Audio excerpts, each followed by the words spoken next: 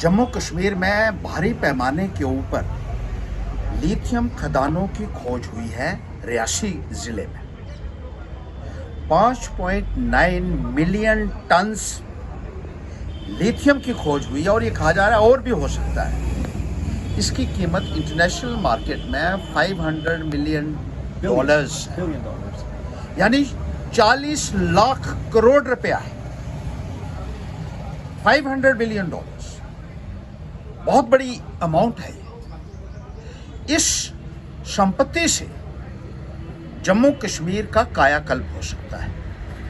जम्मू कश्मीर के लोगों की तकदीर बदल सकती है। जम्मू कश्मीर के लोगों का जो स्टैंडर्ड ऑफ लिविंग है वो दुनिया में एक मिसाल बन सकता है। हिंदुस्तान में नहीं बल्कि पूरी दुनिया में इकोनॉमिक स्टैंडर्ड्स लोगों के दुनिया में बेहतरीन हो सकते हैं सबसे। लेकिन ये रिजर्व्स जो हैं इसके ऊपर भारतीय जनता पार्टी की सरकार की जो है गलत नजर आ रही है। ऐसा लगता है कि ये खदानें भी अंबानी और अडानी को देने की तैयारी की जा रही है, जो जम्मू कश्मीर में पाई गई हैं और जो दुनिया में 7वें नंबर के ऊपर लिथियम रिजर्व्स कहा गया है। दुनिया में 7वें नंबर के ऊपर, और ये बाहर देने की कोशिश की जा रही है। ये मैं इसलिए कह रहा हूं कि लगातार बीजेपी की जो केंद्र में सरकार है इसके ऊपर अलग अलग बयानबाजी कर रही है। और अभी हाल ही में जो यूनियन माइनिंग सेक्रेटरी हैं उन्होंने ये कहा है कि ये एक बदलाव कानून में वो करने जा रहे हैं और दिसंबर से पहले इन खदानों को ऑक्शन करने जा रहे हैं। ये खदानें जम्मू कश्मीर के लोगों की धरोहर है। ये जम्मू कश्मीर की संपत्ति है। ये जम्मू कश्मीर के लोगों की प्रॉपर्टी है और कानून ये कहता है कि सिर्फ यहाँ के लोगों का उसके ऊपर अधिकार है। यहाँ की सरकार उसको ऑक्शन कर सकती है। It's only the J&K government which can auction these lithium reserves. ये mines and minerals development and regulation act of 1957 है जो ये कहता है। आपका रोल कहां से आ गया? यहां बीजेपी की दिल्ली में बैठी हुई सरकार इसमें दखलंदाजी करने की कोशिश क्यों कर रही है?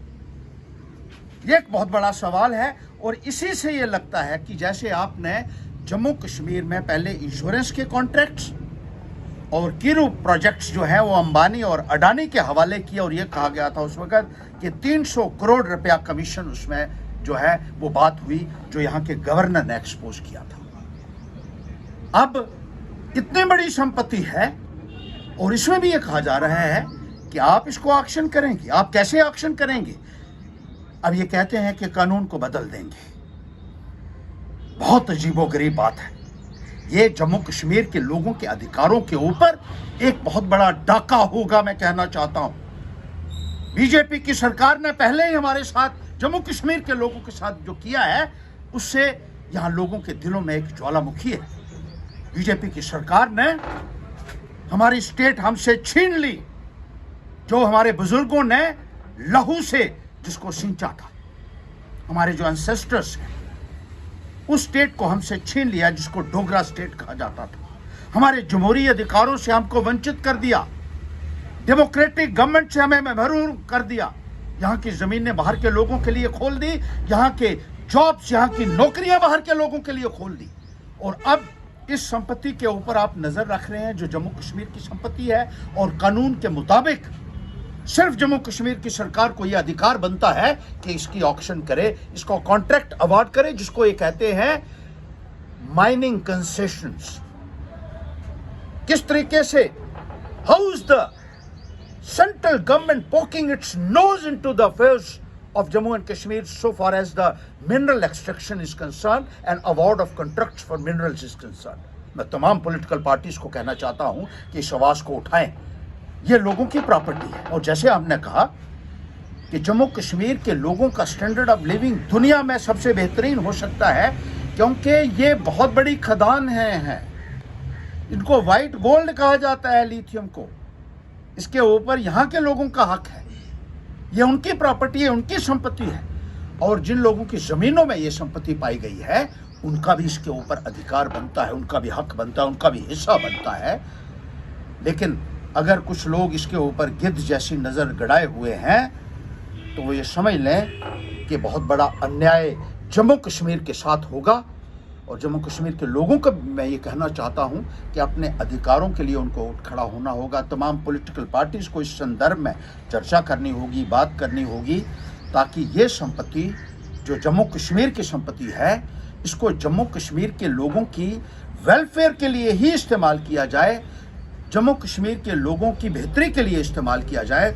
यहाँ अस्पताल बने, यहाँ अच्छी सड़कें बने, नए जो हैं जैसे बाहर बड़े बड़े विदेशों में कॉरिडोर्स हैं यहाँ बन सकते हैं, यहाँ जॉब्स जो हैं वो क्रिएट हो सकते हैं। और इतना जॉब क्रिएट हो सकता है कि जम्मू कश्मीर का कोई भी आदमी जो है, मुझे नहीं लगता है कि वो बेरोज़गार रह सकता है।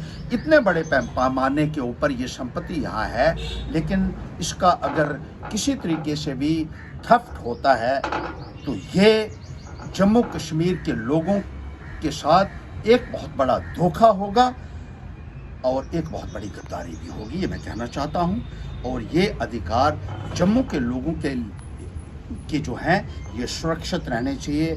लगातार जम्मू कश्मीर के लोगों को दबाया जा रहा है, उनको एक तरीके से मसला जा रहा है, और अब उनकी अगर संपत्तियाँ भी छीनी जाती हैं तो ये एक बहुत बड़ा धोखा जम्मू कश्मीर के अवाम के साथ होगा जो नाकाबिले बर्दाश्त होगा। और इसके लिए हम सबको उठ खड़ा होना होगा और अपने अधिकारों के लिए और अपनी संपत्ति की रक्षा करने के लिए तमाम पॉलिटिकल पार्टी से मैं कहना चाहता हूं कि irrespective of your affiliations, irrespective of your cast, creed and colour, come on a common platform to save our properties and our mineral resources, which are exclusive prerogative of the people of Jammu and Kashmir.